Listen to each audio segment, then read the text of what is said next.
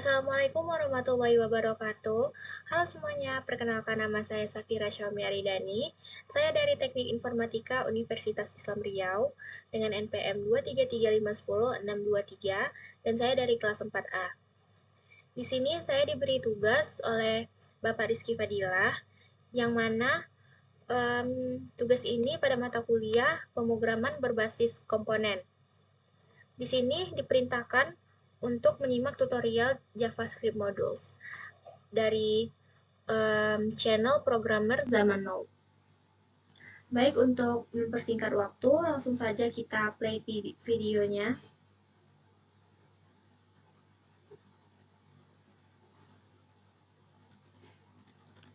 Halo teman-teman, selamat datang di kelas JavaScript, di mana di sini kita akan bahas tentang JavaScript Modules. Sebelum kita mulai ke materi, kita akan kenalan dulu ya. Jadi nama saya adalah Eko Kurniawan Kanedi. Saat ini saya kerja sebagai Technical Architect di salah satu e-commerce terbesar di Indonesia. Saya sendiri sudah kerja lebih dari 10 tahun, dan biasanya di sela-sela kesibukan saya bekerja, saya biasanya menyempatkan diri berbagi konten soal programming di website Programmer Zaman Now atau di YouTube channel Programmer Zaman Now. Kalau teman-teman ingin diskusi secara langsung dengan saya, teman-teman bisa kontak saya lewat Telegram ya. Saya sering aktif di sana. Atau jangan lupa juga follow sosial medianya Programmer Zaman Now, ada di Facebook, Instagram, YouTube, dan juga ada di Telegram channel. Kalau teman-teman dari perusahaan teman-teman misalnya butuh konsultasi, entah itu mengadakan training, pelatihan, atau konsultasi, teman-teman bisa kontak lewat email pribadi saya. Oke, jadi ini materinya bukan materi JavaScript dasar, jadi pastikan sebelumnya teman-teman sudah belajar kelas-kelas yang sudah saya buat sebelumnya. Yang pertama, teman-teman harus sudah belajar dulu tentang HTTP, ya. Lalu teman-teman juga sudah belajar tentang JavaScript dasar, JavaScript Object Oriented Programming, dan yang terakhir adalah JavaScript Standard Library. Nah, ini semua sudah saya buat kelasnya, jadi pastikan teman-teman sudah tonton ya kelasnya dan pelajari kelas-kelas sebelumnya ini. Kalau teman-teman sudah selesai menyelesaikan semua kelas ini, oke. Next-nya kita akan belajar tentang JavaScript Modules. Nah, ini agendanya lumayan banyak. Nanti kita akan berkenalan dengan JavaScript modul itu apa. Nanti kita akan coba menggunakan live server. Lalu kita akan bandingkan perbedaan tanpa menggunakan modul dengan menggunakan modul, perbedaannya apa. Lalu kita akan belajar yang namanya export dan juga import, lalu alias, dan lain-lain. Banyak sekali yang akan kita bahas di materi ini. Oke, nggak usah berlama-lama ya intronya, kita akan langsung masuk ke materi.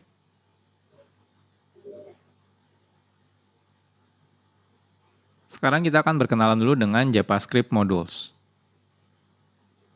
Dahulu, kode program JavaScript itu biasanya dimulai dari kode yang kecil dan juga sedikit biasanya ya. Jadi saat kita membuat kode program ya, biasanya ya dimulai dari kodenya yang sedikit dulu.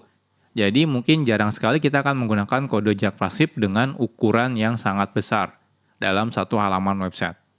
Nah, tapi ya saat ini kebutuhan web ya sudah berbeda. Jadi kalau dulu tuh mungkin kebanyakan aplikasi website itu ya sederhana gitu ya, beda seperti yang sekarang.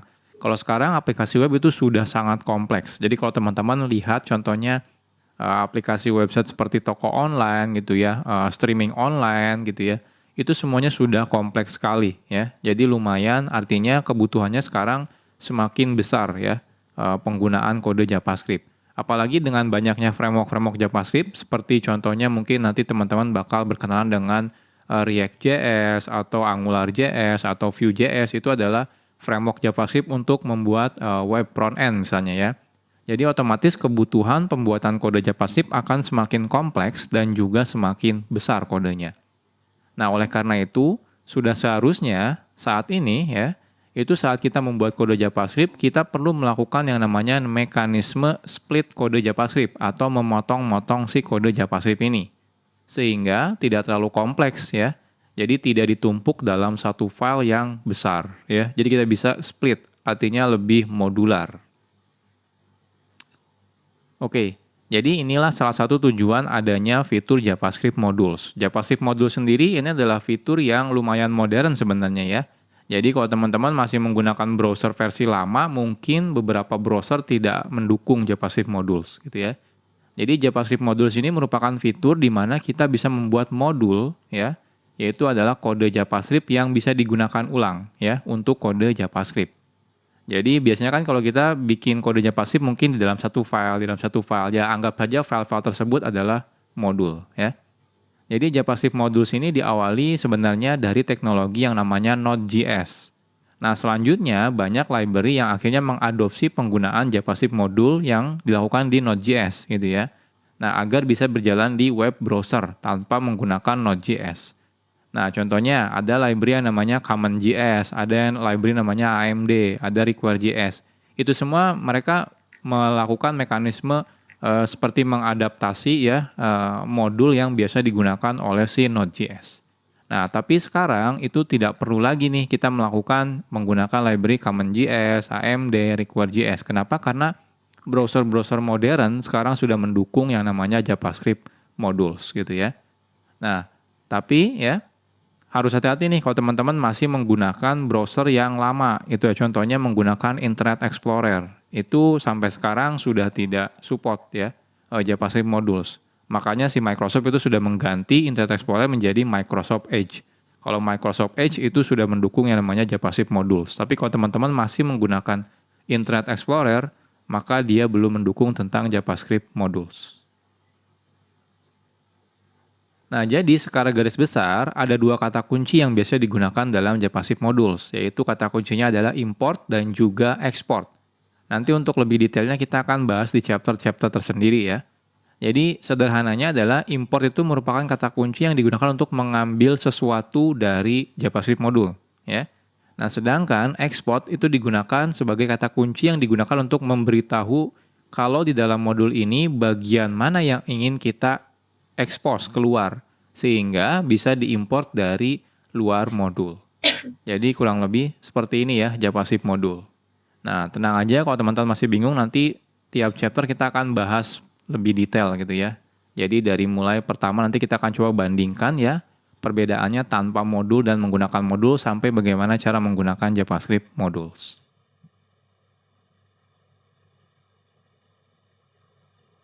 Oke, sekarang kita akan membuat project-nya terlebih dahulu ya. Sederhana aja, kita akan buat folder kosong namanya adalah belajar JavaScript modules. Oke, saya akan masuk ya. Teman-teman silakan buat folder. Saya akan menggunakan perintah terminal ya. Teman-teman kalau mau menggunakan UI juga boleh, silakan. Intinya kita buat folder. Saya akan masuk ke tempat saya biasa development. Lalu saya akan make directory namanya belajar JavaScript modules ya. Lalu kita akan masuk. Nah, silakan teman-teman buka foldernya, bisa menggunakan JetBrains WebStorm atau menggunakan Visual Studio Code. Saya akan buka menggunakan dua-duanya ya. WebStorm dan juga Visual Studio Code. Oke, ini Visual Studio Code dan ini adalah WebStorm. Ya. Jadi sekarang kita sudah selesai ya. Jadi kita sudah bikin folder kosong ya. Teman-teman boleh gunakan editor mana aja boleh, nggak ada masalah ya.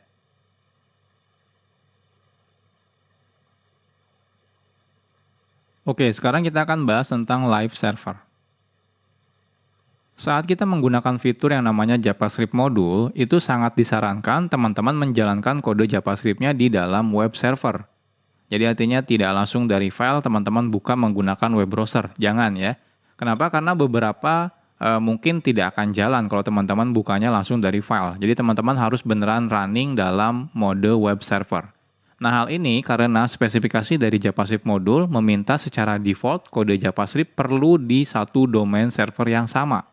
Jadi kalau teman-teman misalnya membuka file HTML-nya menggunakan URL file.2// di depannya gitu ya, maka dikhawatirkan akan terjadi error yang namanya CORS atau singkatan dari Cross Origin Resource Sharing gitu ya. Jadi pastikan teman-teman nanti menggunakan web server. Nah, di sini kita akan coba menggunakan web server ya. Dan tapi web servernya itu sangat gampang digunakannya gitu ya. Jadi teman-teman tidak perlu menginstal aplikasi tambahan seperti misalnya Nginx atau misalnya Apache HTTPD, itu nggak perlu gitu ya. Sudah ada plugin bawaan dari Visual Studio Code atau juga JetBrains ya. Itu sudah ada. Jadi teman-teman tidak perlu menginstal secara manual. Oke, kita mulai dari yang pertama. Jadi yang pertama itu kalau teman-teman menggunakan Visual Studio Code ya, teman-teman bisa install plugin namanya adalah Live Server. Jadi plugin ini nanti bisa digunakan untuk menjalankan local web server ya. Jadi lebih gampang nih kalau teman-teman menggunakan plugin ini ya. Jadi plugin live server ini bisa digunakan untuk menjalankan local web server sehingga saat teman-teman nanti mengakses kode JavaScript-nya, kita bisa menggunakan domain localhost ya. Atau misalnya 127.0.0.1. Oke, jadi ini pluginnya. Kalau teman-teman lihat di sini, silakan diinstal ya. Jadi kalau di Visual Studio Code-nya, teman-teman masuk ke bagian extension, cari langsung live server. Nah, di sini live server ya, kebetulan saya sudah menginstalnya. Kalau teman-teman sudah install, di pojok kanan bawah ini ada tombol Go Live. Ketika teman-teman klik Go Live, nanti dia akan merunningkan local web server ya terhadap folder yang sekarang kita buka. Ya, kebetulan di sini foldernya masih kosong ya. Nah, selanjutnya kalau teman-teman misalnya menggunakan JetBrains ya, JetBrains IDE itu tidak perlu menginstal apa-apa lagi. Di dalam JetBrains IDE seperti IntelliJ IDEA, WebStorm gitu ya, PHP Storm, Golang itu ya, itu semuanya sudah ada local web server. Jadi teman-teman tidak perlu menginstal plugin tambahan. Oke, jadi gimana caranya? Oke. Jadi sekarang saya akan coba buat file HTML di sini ya. File HTML-nya isinya misalnya index. Jadi index HTML.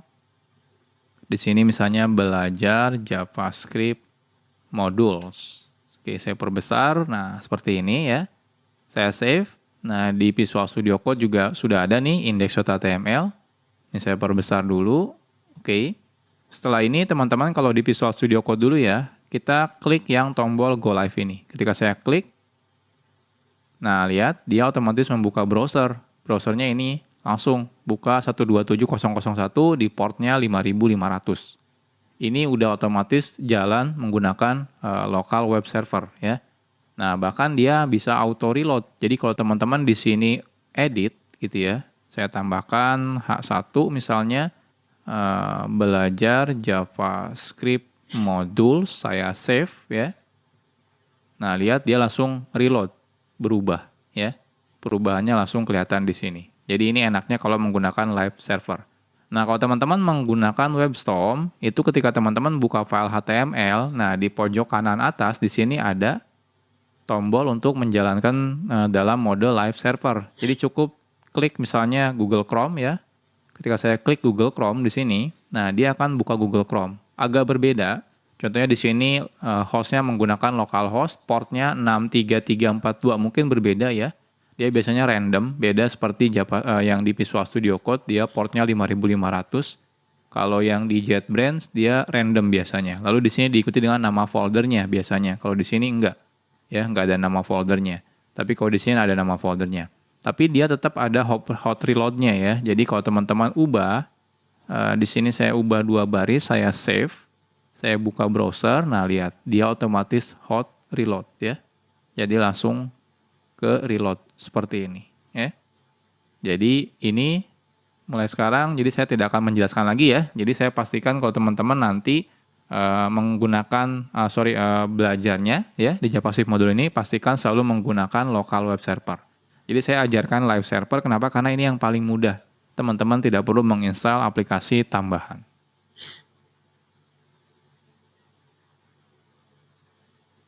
Sekarang kita akan coba dulu ya tanpa menggunakan JavaScript modul.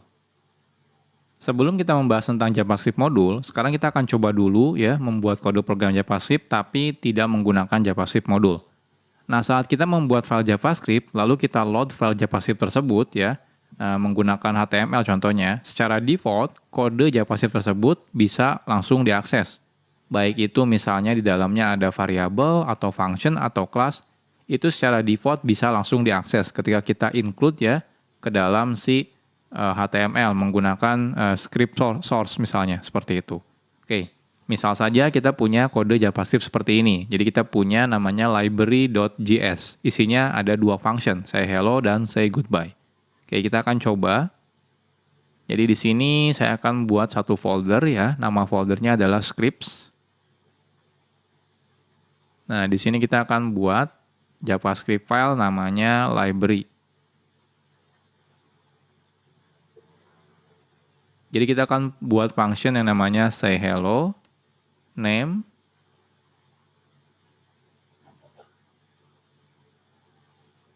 hello name ya, dan juga say goodbye. Isinya goodbye name, seperti ini ya. Nah, selanjutnya kita akan coba load si library ini ya. Jadi kita akan gunakan library ini ya, kita load menggunakan script source script/library misalnya ya. Lalu secara otomatis kalau kita sudah load ya filenya, secara default otomatis semua yang ada dalam library ini ya, library.js itu akan bisa diakses dari tempat ini ya, tempat di mana kita sudah meload si filenya. Contohnya di sini misalnya say hello dan say goodbye. Oke, kita akan coba. Jadi di sini kita akan buat ya file HTML without module.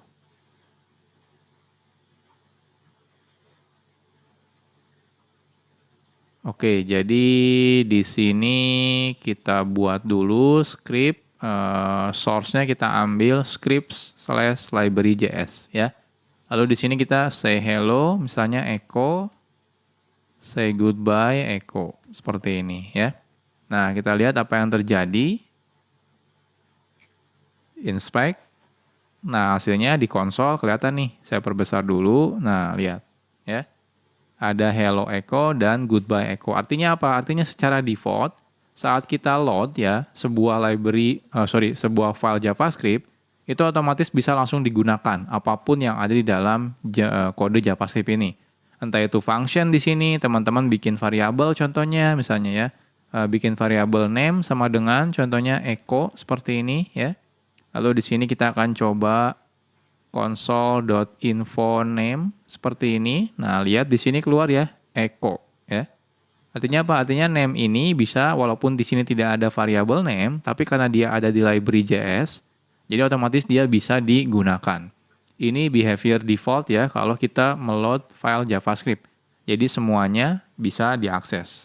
Ini kadang-kadang agak sedikit berbahaya, apalagi kalau kita meload misalnya beberapa library JavaScript gitu ya, beberapa file JavaScript, ternyata ada beberapa function yang sama atau juga nama variabel yang sama. Otomatis akan terjadi bentrok. Ya. Ya, salah satunya inilah kenapa kita butuh yang namanya JavaScript modules.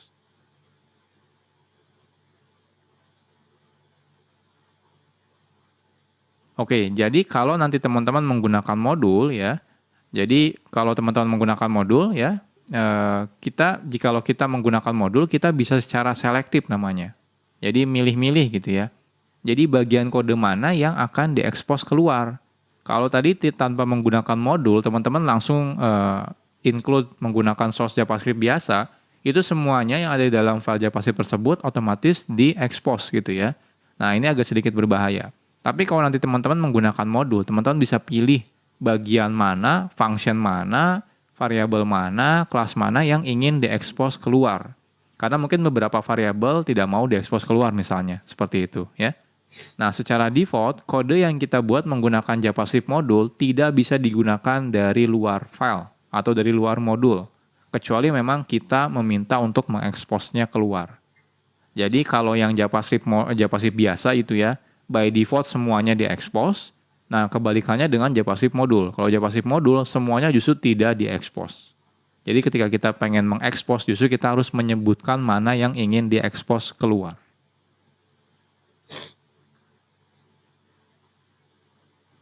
Sekarang kita akan coba buat JavaScript modul. Membuat modul itu sangat sederhana. Kita cukup membuat file JavaScript seperti biasa aja gitu ya. Jadi nggak ada perbedaan sebenarnya saat teman-teman bikin file JavaScript biasa sama JavaScript modul. Yang membedakan adalah saat kita justru meload file JavaScript-nya dari HTML. Kita tidak lagi menggunakan tipenya JavaScript lagi, melainkan tipenya adalah modul. Ya. Jadi kan biasanya kita script type JavaScript, defaultnya kita ganti menjadi script type modul. Ya. Oke. Nah, sebelum kita lanjut, nah teman-teman jangan sampai bingung ya. Jadi di sini saya mau bahas tentang file yang JavaScript dan juga modul JavaScript. Jadi kalau teman-teman nanti ketemu dengan file yang namanya .mjs, sebenarnya itu adalah file JavaScript juga, ya. Nah, karena file JavaScript modul sebenarnya sama dengan file JavaScript biasa, kadang developer sering membedakan nama filenya antara JavaScript biasa dengan JavaScript modul. Ya, biasanya kalau JavaScript modul, developer biasanya menggunakan file namanya .mjs, ya. Jadi modul JavaScript. Nah, hal ini sebenarnya tidak ada kewajiban. Jadi teman-teman boleh tetap menggunakan .js atau kalau pengen beda nih biar kelihatan ya, ini kalau ini adalah kode modul gitu ya. Jadi kita pakainya MJS, itu nggak ada masalah. Tapi intinya tidak ada kewajiban. Hanya saja agar mempermudah ketika kita dalam development, kita bisa menggunakan nama filenya ya. Jadi tidak menggunakan nama file .js, tapi menggunakan MJS ya. Jadi teman-teman terserah bebas. Nah, tapi pada kelas ini kita akan tetap menggunakan filenya .js ya. Ya biar tidak bingung aja gitu ya, terutama buat pemula loh. Kok ini filenya .mjs gitu ya. Nah, tapi nanti kalau teman-teman sudah mengerti tentang modul JavaScript, nanti kalau teman-teman suatu saat melihat project orang lain, extensionnya berbeda, misalnya pakainya .mjs itu tidak ada masalah gitu ya. Jadi entah itu mau menggunakan .js atau .mjs itu tidak ada masalah ya. Isinya sebenarnya kodenya JavaScript juga, cuma seperti memberitahu aja kalau JavaScript ini isinya adalah modul. Oke, kita akan buat lagi file yang sama seperti yang sebelumnya, cuma bedanya namanya filenya adalah CJS. Isinya apa? Isinya sama persis, tidak ada perbedaannya. Jadi lebih baik kita copy paste saja ya. Jadi dari library JS ini kita akan copy paste di sini menjadi CJS ya. Nah, ini CJS ya. Jadi teman-teman punya say hello dan say goodbye. Nah, lantas sekarang pertanyaannya apa bedanya tanpa menggunakan JavaScript modul dengan menggunakan JavaScript modul? Jadi yang membedakan adalah cara kita meload JavaScript modulnya ya. Jadi caranya teman-teman tambahkan modul di sini. Jadi type-nya itu modul. Karena default-nya kalau teman-teman tidak menggunakan type, itu type-nya adalah JavaScript. Nah, kita ganti type-nya menjadi modul. Jadi perbedaannya cuma itu saja sebenarnya. Nah, sekarang kita akan coba. Jadi di sini saya akan buat file baru namanya with module ya. With module. Lalu di sini saya akan copy paste yang dari without module ya. Nah, yang membedakan adalah di sini berarti ini ada yang error sepertinya. Oh, kode bodinya. Lalu di sini type-nya yaitu adalah modul seperti ini ya. Jadi bedanya cuma itu saja sebenarnya ya. Nah, sekarang kita coba running. Oke, harusnya jangan ke sini, bentar. Running. Inspect. Kita lihat. Nah, di sini error. Errornya kalau teman-teman perhatikan adalah say hello is not defined. Jadi ketika kita manggil say hello, ternyata loh kok di sini dibilang tidak didefinisikan. Jadi artinya apa? Artinya say hello itu tidak ada loh. Tapi kan kita ada nih di library JS. Oke, salah ya. Ini CJS. Saya save tetap error sih. Tapi kan ada ya di CJS. Ini ada say hello dan di sini ada say goodbye. Pertanyaannya kenapa? Kenapa error ya? Oke, kita lihat lagi ke slide. Jadi nanti teman-teman pasti bakal mengalami seperti ini ya. Jadi hasilnya adalah JavaScript modulnya pasti error nih ketika teman-teman manggil say hello. Pertanyaannya kenapa bisa error? Jadi secara default di awal-awal tadi sudah saya jelaskan sebenarnya. Saat kita menggunakan fitur JavaScript modul, semua kode yang ada dalam JavaScript modul, entah itu function, variabel, kelas, dan yang lain-lain tidak diekspos keluar modul tersebut. Artinya tidak bisa digunakan dari luar modul. Jadi cuma bisa di dalam file itu saja atau modul itu saja. Nah, kalau kita ingin mengakses folder tersebut ya, jadi teman-teman misalnya, oh saya pengen deh yang function say hello sama say goodbye pengen diekspos keluar. Nah, kita harus memberitahunya secara eksplisit. Jadi caranya adalah menggunakan kata kunci export yang akan kita bahas di chapter selanjutnya.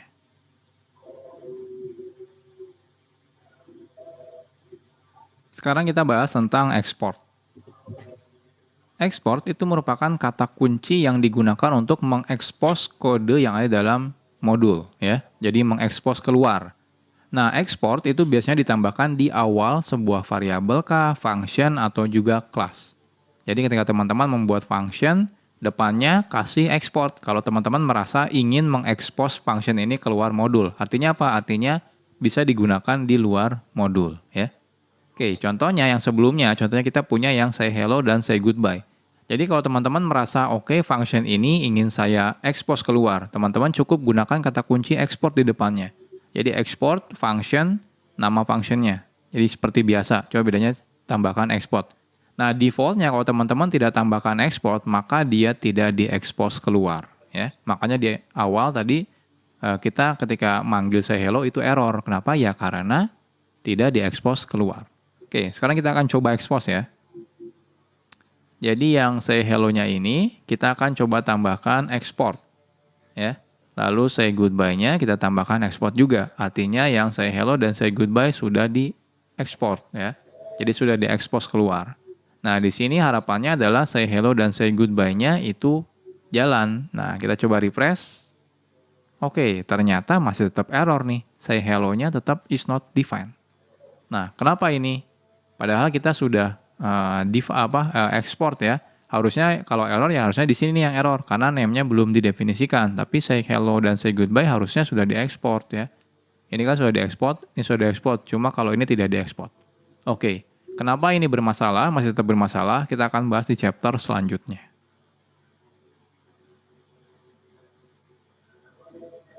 Oke, sekarang kita bahas tentang import. Export itu digunakan untuk mengekspos kode yang ada di dalam modul ke luar modul. Nah, jikalau kita ingin menggunakan kode yang sudah diekspos yang dari modul tersebut, kita perlu menggunakan kata kunci yang namanya import. Makanya yang sebelumnya tetap error, kenapa? Karena kita belum melakukan import, ya. Jadi wajib melakukan import terlebih dahulu.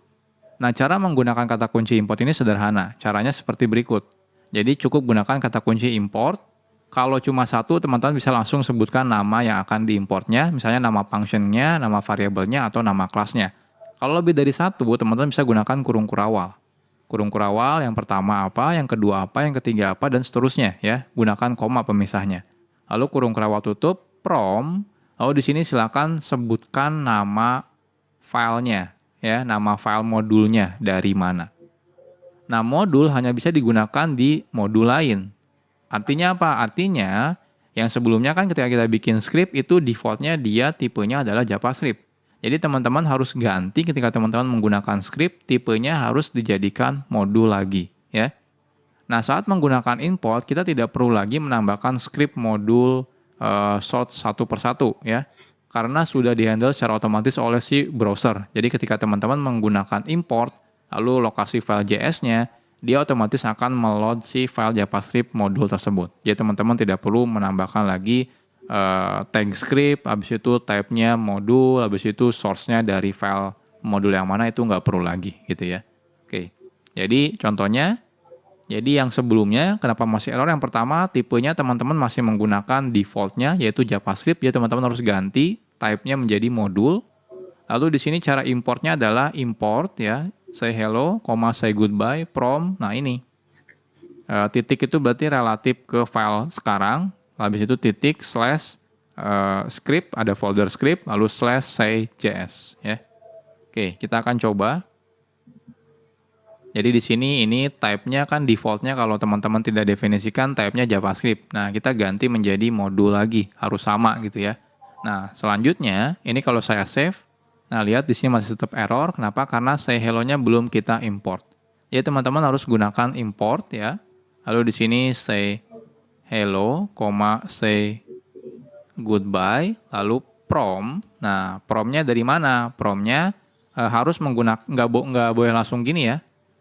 Script say js. Nah, kalau seperti ini error ya. Errornya apa? Diberitahu. Kalau misalnya mau menggunakan modul itu harus relatif reference ya. Jadi seperti pakai slash atau titik slash ya, atau titik-titik slash seperti ini. Jadi kalau saya pengen dari file tempat file HTML saya lalu masuk ke dalam folder jadi titik slash seperti ini ya. Ini saya save. Nah, lihat sukses ya. Nah, cuma info name-nya ini nggak keluar. Kenapa nggak keluar di sini? Karena tidak saya expose di sini ya. Tidak saya expose di say.js-nya. Selain itu juga di sini tidak saya import ya. Jadi kalau di sini teman-teman paksa import name seperti ini akan error gitu ya. Jadi kita melakukan request name tapi ternyata dia tidak diekspor dari modulnya seperti ini ya. Nah, kecuali teman-teman ekspor nih name-nya. Nah, di sini ekspor seperti ini ya. Nah, ini baru jalan nih konsol info name-nya keluar ya, echo seperti ini. Jadi sederhana ya menggunakan JavaScript modul itu. Cukup di file modulnya teman-teman lakukan ekspor dan di tempat yang teman-teman butuhkan lakukan import. Baik, di sini titik akhir dari video tersebut.